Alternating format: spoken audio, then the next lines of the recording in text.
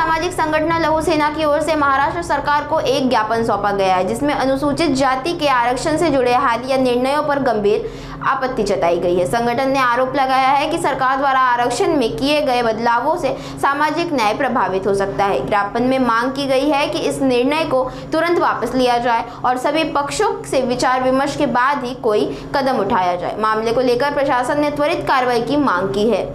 या आंदोलनामध्ये अशी मागणी आमची आहे, मी संजय कठाळ लवसेनेचा प्रमुख आहे। आमच्या याच्यामध्ये जे वंचित आहे, खाटीक समाज आहे, मांगारुडी समाज आहे, मातंग समाज आहे, जे मागासलेली आहे त्या लोकांच्या आपले हे आले आहे, आपले मादगी समाज आहे, या महाराष्ट्रामध्ये वाल्मिकी समाजाचे काही कार्यकर्ते आले इथे।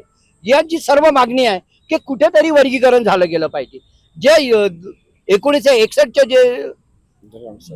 जे जनगणना झालेली आहे त्यानुसारच वर्गीकरण झालं गेलं पाहिजे। काऊन का आता जी 2011 मध्ये जे वर्गीकरण झालं हे केलेलं आहे, जनगणना झाली ते चुकीची आहे। ते धाब्यावर बसून एका ऑफिस मध्ये बसून ही जनगणना केली आहे। म्हणून आमचे ही आहे 1961 मध्ये जी जनगणना झाली आहे त्याच्याप्रमाणे लागू करण्यात यावं अशी आमची मागणी आहे।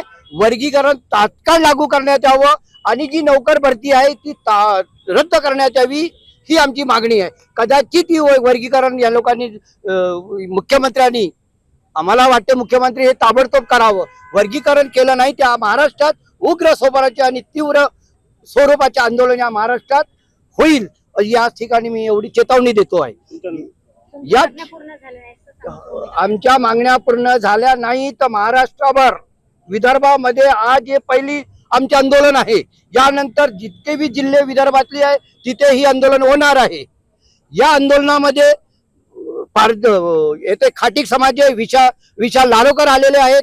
या ठिकाणी मांगारुडीचे नेते नगरसेवक नागेश मानकर आलेले आहेत।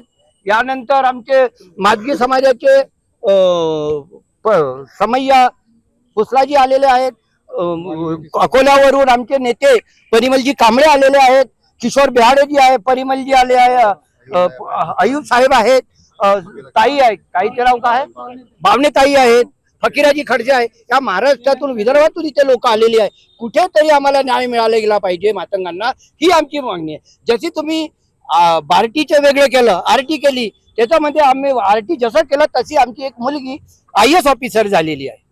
आणि त्याच्यानंतर महात्मा ज्योतिबा फुले 1900 त्याच्यामध्ये मातंग समाज पूर्ण चर्मकार सर्व एक होते महात्मा फुले महामंडळामध्ये। तसंच त्या ठिकाणी वेगळं महामंडळ तयार केलं गेलं होतं। अण्णाभाऊ साठे महामंडळ तयार केलेलं, चर्मकार समाज महामंडळ तयार केलं।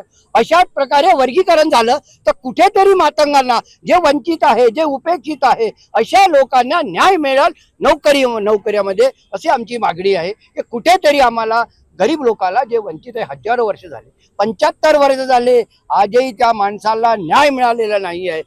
मेहनत करणारी, कष्ट करणारी माणसं आहे, अशा मुलाबाळांना नोकऱ्या लागले गेल्या पाहिजे ही आमची मागणी। आजही तुम्हाला सांगतो मॅडम, महानगरपालिकेमध्ये, या मेट्रोमध्ये, या नागपुरामध्ये मातंगाला, चर्मकाराला, पारद्यांना, मांगारुड्यांना आजही नोकऱ्यांनी खाटीक समाजला आणि ते करायचे का?